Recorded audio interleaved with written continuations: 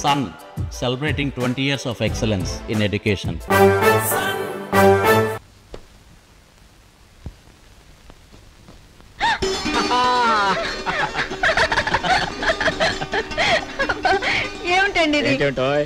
జీవితంలో తొలి రాత్రి ఎంత మధురమైందో తొలి విజయం కూడా అంత ఆనందకరమైంది.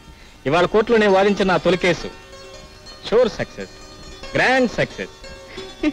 ఆ కేసు వివరాలు కొంచెం సెలవిస్తారా? అదేం మామూలు కేసు కాదు, మర్డర్ కేసు. కుమార్ అనే యూనివర్సల్ బ్యాంక్ ఉద్యోగి శ్రీనివాసరావు అనే శ్రీమంతుని హత్య చేశాడు.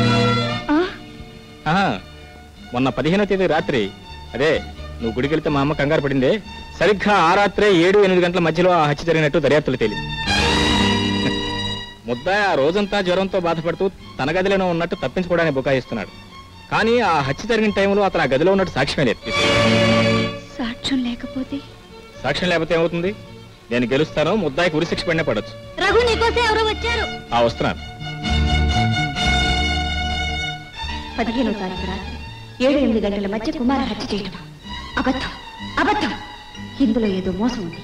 ఆ సమయంలో నేను అతని గదిలో ఉన్నాను. అతని జ్వరంతో ఇల్లు కదలలేదు. ఈ హత్య అతను చేయలేదు. ఈ నిజాన్ని నేను ఆయనకు చెప్పాలి. కుమార్ని కాపాడాలి. విధి విచిత్రం.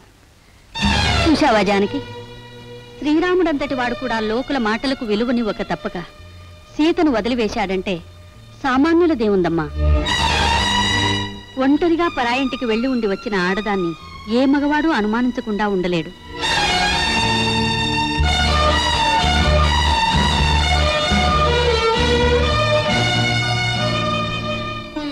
నా కోసం, నా జీవితం కోసం తెలిసిన నిజాన్ని కప్పిపుచ్చి ఒక నిరపరాధిని ఉరికమ్మ వెక్కిస్తే భగవంతుడు నన్ను క్షమిస్తాడా? లేదు, నిజం చెప్పి కుమార్ని కాపాడాలి. ఆగో, నిర్దోషుని కాపాడటానికి నీ జీవితం పాడు చేసుకోకు. నీ జీవితం పాడవుతుందని ఒక నిండు జీవితాన్ని బలి చేయకు. నీ గురించి, నీ సంసారం గురించి నువ్వు ఆలోచించు.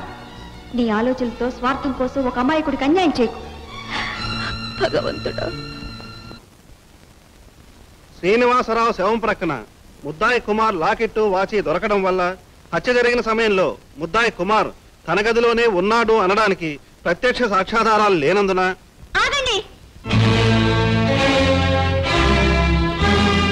ప్రత్యక్ష సాక్షి నేనున్నాను. జానక్ గారు, మీరేం చెప్పొద్దు.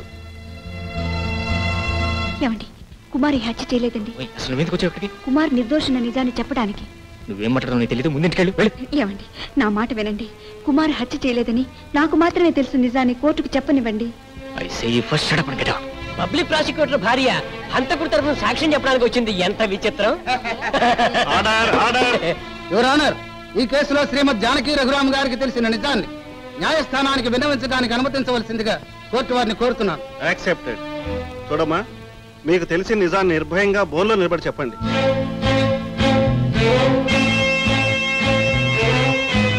దేవుడి మీద ప్రమాణం చేసి అంతా నిజమే చెప్తాను, అబద్ధం చెప్పను.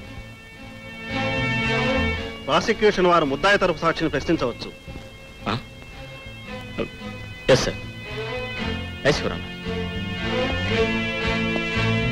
పేరు జానకి రఘురామ్.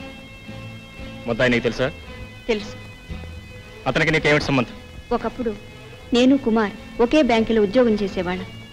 ముద్దాయి హత్య చేయలేదని నిరూపించడానికి ఆధారాలు ఏమైనా ఉన్నాయా? డాక్టర్ రిపోర్ట్ ప్రకారం 15వ తారీఖు రాత్రి 7-8 గంటల మధ్య ఈ హత్య జరిగింది. అప్పుడు కుమార్ జ్వరంతో తన గదిలోనే ఉన్నాడు. బయటికి ఎక్కడికి వెళ్ళలేదు. ఆ విషయం నీకెలా తెలుసు? నిన్నే అడుగుతున్నాను, ఆ విషయం నీకెలా తెలుసు? ఆ సమయంలో నేను అతని గదిలోనే ఉన్నాను.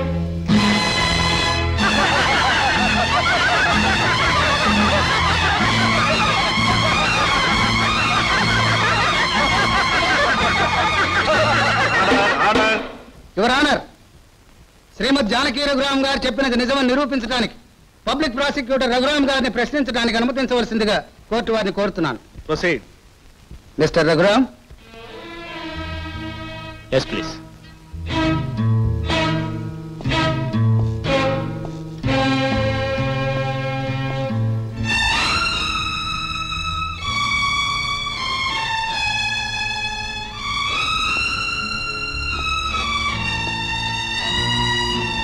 చూడండి రఘురాముడు గారు, 15వ తేదీ రాత్రి హత్య జరిగిన సమయంలో శ్రీమతి జానకి గారు మీ ఇంట్లో ఉన్నారా?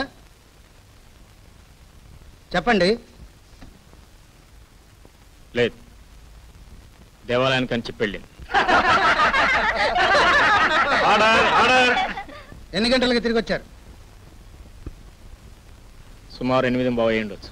అంటే హత్య జరిగిన సమయంలో ఆమె తన ఇంట్లో లేరన్నది నిజం, ఆ సమయంలో కుమార్ గదిలో తాను ఉన్నానని చెప్పింది నిజం, అవునంటారా? అబద్ధం. ఆవిడ కుమార్ గదికి వెళ్ళటం పచ్చబద్ధం. అబద్ధమో నిజమో కుమార్ గదిలో దొరికిన ఈ క్యాసెట్ కోర్టు వారికి వెళ్ళడం. దాన్ని వినిపించకండి please please. My dear Janaki, నువ్వు నన్ను ప్రేమిస్తున్నావు అన్న సంగతి తెలుసుకొని సంతోషంతో సముద్రంలా పొంగిపోయాను. సాయంత్రం బీచ్కి వెళదాం, ఆ తర్వాత పిక్చర్కి, అక్కడి నుంచి హోటల్కి, ఆ తర్వాత రూముకి చేరుకుందాం. రూములో జానకి జానకి జానకి.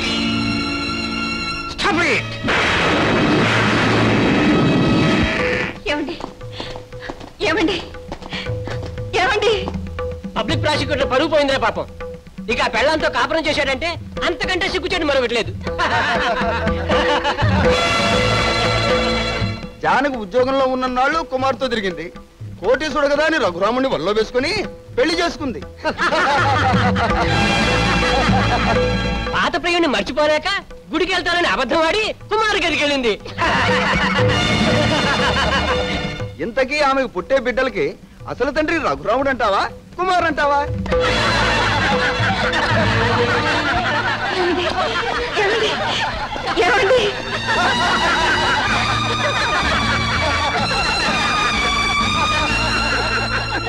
తరతరాలుగా పేరుకెక్కిన ఇంటి గౌరవాన్ని మంట కలిపి మన పరువు మర్యాదలు బజారు పాలు చేసిన దాన్ని ఇంకా ఈ గడుపు తొక్కనియొద్దు.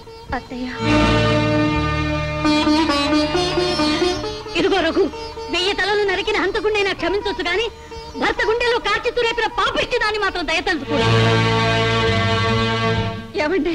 అగో, లోపలికి రావటానికి ఇప్పుడు ఇది నీ ఇల్లు కాదు.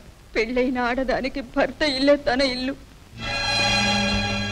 అని అనటానికి ప్రతి భార్యకు హక్కు ఉంది, కానీ నీతి తప్పిన నీకు మాత్రం లేదు. ఏమండి? అనుమానించి నా జీవితం నాశనం చేయకండి. నాశనం చేయకండి. ఆనాడు ఆ గంటలో అతని గదిలో అతనితో ఏకాంతంగా ఉన్నానని నీ నోటితో నువ్వేగా కోర్టులో చెప్పావు. నిన్ను అనుమానించక ఇంకా ఆహ్వానించమంటావా? ఏమండి? కుమారికి నాకు ఉన్న స్నేహం నిష్కల్మషమైందంటావు. సిగ్గు శరం లేని దానివి, బరి తెగించిన దానివి, నువ్వేమైనంటావు, ఏమైనా చేస్తావు. నిన్ను మనసారా ప్రేమించి నన్నే వంచిన కొల్లట. బాబు చూడండి, ఒంటరిగా పరాయి ఇంటికి వెళ్ళినంత మాత్రాన ఆడదాని శీలాన్ని అనుమానించటం న్యాయం అవుతుందా? తాను అన్నగా భావించే వ్యక్తి జబ్బుతో ఉంటే సేవ చేయటం పాపం అవుతుందా? నేను నమ్ముకున్న మనిషి వివేకానికి విలువనివ్వకుండా గుడ్డి లోకం కూసే కారు కూతల్ని నమ్మటం ధర్మం అవుతుందా? నిరపరాధి నిర్దోషత్వాన్ని నిరూపించడానికి కోర్టుకెళ్లి నిజాన్ని బయట పెట్టడం నేరం అవుతుందా అండి? ఏమండి, మీ అపోహలు తొలగిపోవటానికి ఎన్ని ప్రమాణాలైనా చేస్తానండి. అవినీతి పరులు ఎన్ని ప్రమాణాలైనా చేయగలరని, పచ్చబద్ధాలతో ఈ ప్రపంచాన్నే వంచగలరని లాయర్గా నేను నేర్చుకున్న మొదటి పాఠం. అగో అగో, నీ మూలంగా నా పరువు, నా ప్రతిష్ట అన్నీ పోగొట్టుకున్నాను. ఇక నా జీవితంలో మిగిలిందల్లా నా తల్లి ఒకటి. ఇప్పుడు నీ గాలి సోకిందంటే ఆమె కూడా నాకు దక్కదు. అది మాత్రం నేను భరించలేను. వెళ్ళు, వెళ్ళి నుంచి వెళ్ళు. అమ్మా! రఘురామ్ గారు, మిస్టర్ రఘు, నేను జానకిని ప్రేమించిన మాట వాస్తవమే. వాస్తవాలు నాకు ఈ లోకానికి తెలిసిన తర్వాత కూడా నువ్వు ఎందుకు వచ్చావు? ఎందుకు వచ్చావు అక్కడికి? నిజాన్ని చెప్పడానికి. ఒక ఆడదాని సాక్ష్యంతో శిక్ష తప్పించుకున్న నువ్వు చెప్పేవన్నీ నిజమని నమ్మే అంత తెలివి తక్కువ వాడిని కాదు. ఆవేశపడకండి. ఆడవాళ్ళని అర్థం చేసుకోవడం కష్టం గాని అనుమానించడం చాలా తేలిక. నేను జానకిని ప్రేమించానని నా టేప్ రికార్డు మీకు సాక్ష్యం ఇచ్చింది. ఒప్పుకుంటున్నాను. నేను ప్రేమించినా ఆరాధించినా అది నా తప్పు అవుతుంది కానీ ఆమె తప్పు కాదండి. మిస్టర్ కుమార్, మరొక్క క్షణంలో ఇంకా ఇక్కడే ఉన్నామంటే వెళతా. ఇంత దారుణం జరగడానికి కారణమైన నేను నా ఉద్యోగానికి రాజీనామా ఇచ్చి ఎటో వెళ్ళిపోతాను. కానీ రఘు, ఆ రోజు జ్వరంలో ఉన్న నన్ను అన్నగా భావించి ఆమె నాకు సేవ చేసింది. ఇది సత్యం. ఆమె శీలాన్ని శంకించకండి please. You shut up and get out. Raghu, I say you shut up and get out. Get out, you scoundrel!